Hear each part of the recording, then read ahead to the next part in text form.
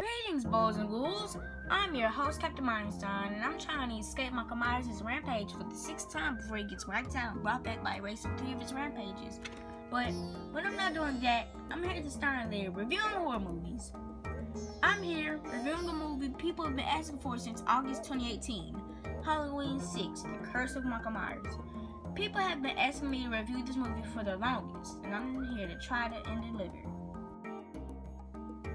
Now, this is one of the most controversial films in the series, but not the way you would expect. This film has 2 cuts, the theatrical cut and the producer's cut. You can already probably guess what they mean. When I watched it, I watched the theatrical cut. Never seen the producer's cut.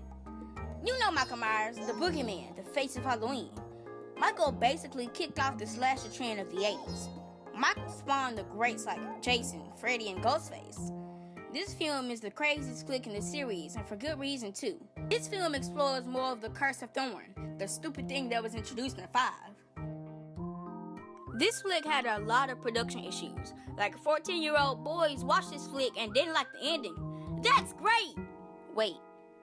This film was a good slasher movie, but not just a slasher movie where a killer kills teenagers. I'm talking about how Michael kills full-grown adults. And I know he has killed adults before, like the poor old mechanic, but in later films he kills mostly teens. Okay, enough with the background, let's get to the actual movie. Before we go on to the plot, I just want to point out how the opening to this flick is insane, with flashy, seizure-inducing lighting while we're here screaming, and that screaming is coming from Jamie Lloyd. This time played by J.C. Brandy, and she is giving birth. And guess who's the father? Michael himself. Wait, what? What is this? My God, that's gross. Ugh, wow. So Jamie gives birth, and she kind of looks like Winona Ryder here. Wait, is that Winona Ryder in disguise? A nurse helps Jamie and her newborn baby escape, but she's pretty much useless because in the next scene, she gets killed by a conveniently placed spike on the wall, and he pushes her head on the spike.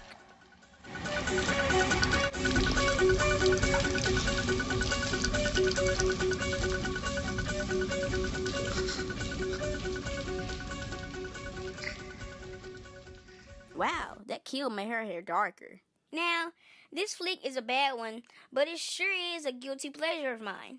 The story is messy and confusing. Some of the characters are boring and infuriating, but Michael is as scary as he's ever been, between the first one through this one, excluding Halloween 2018.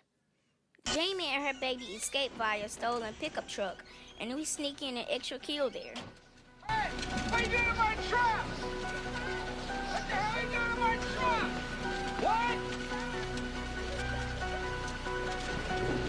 What?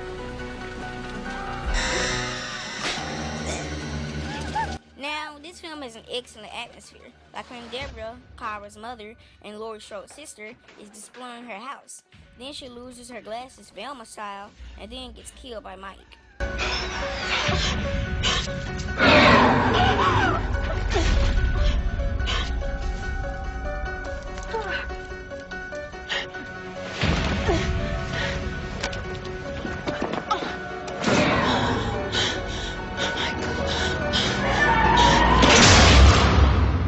The build up to the kill is fantastic, but the kill itself is quite underwhelming. Kara as a final girl is conflicting to me.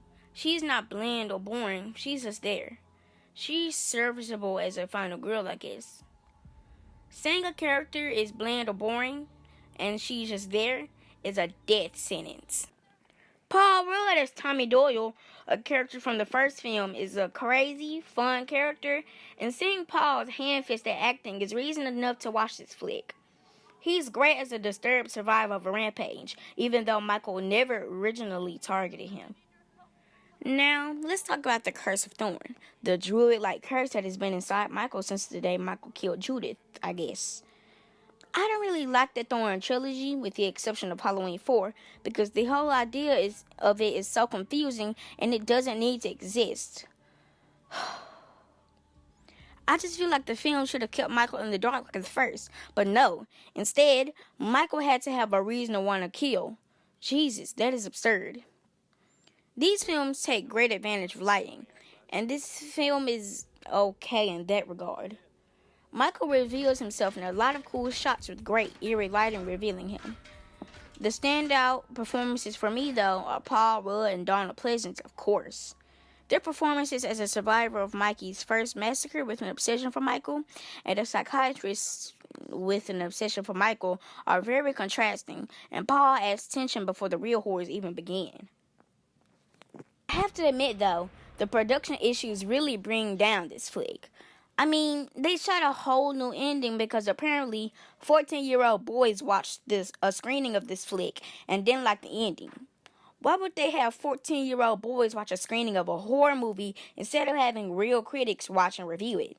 That is the dumbest thing I've ever heard in my 70 billion years of life. Let's talk about the horrors of Halloween 6, shall we? Old Mikey Myers and the Curse of Thorn crew. Mikey goes back to his whole home and finds Deborah squatting on his property, and she's slain by Michael. Carmen then comes home and finds Tommy is with her son, Danny, who's said to be hearing the same voice Michael heard on that fateful night in 1963. The Curse of Thorn people are thrown into the background, but the whole plot is centered around the Curse of Thorn, so I don't know why they're just pushed to the background. Michael is the scariest he's been so far, between the first through this one. The mask is great, looking real like the original than Halloween 2, and that took mere seconds after the first flick. I feel like Michael should be kept in the shadows, though. I feel like we should have seen him with a better look, or we shouldn't have seen him clearly at all. Okay, going to be spoiling the end of Halloween, The Curse of Michael Myers, which is a pretty dumb title, I have to say. But if you don't want the crazy end to this flick spoiled, skip to this time code and fly away.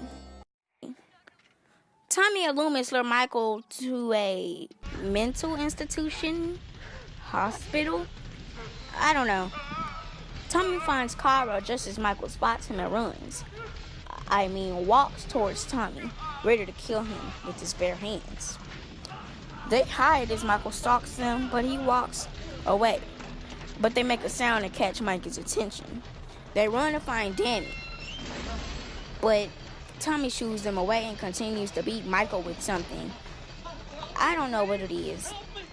Tommy, Cara, and Danny hightail it out of there with the baby, and they find Loomis, and he shoos them away too. Loomis runs back in there, but we don't see that, as we hear screaming and a shot of Mike's mask with green fluid, which Tommy injected him with. But in the producer's cut, it ends with Loomis getting the curse, but I haven't seen it, so I don't know.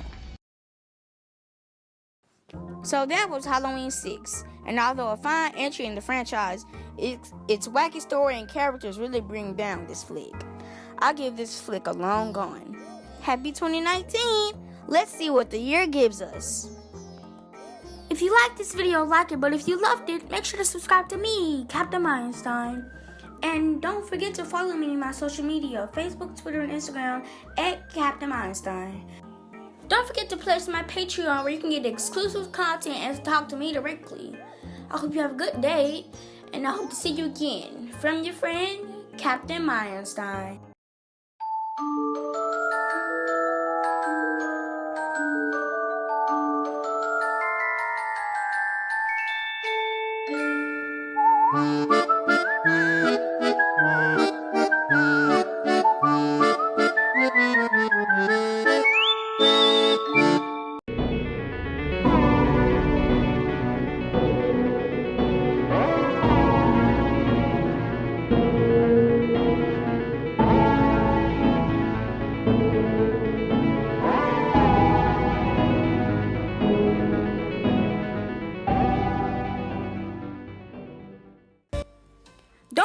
to watch Bloody New Year because that movie rules.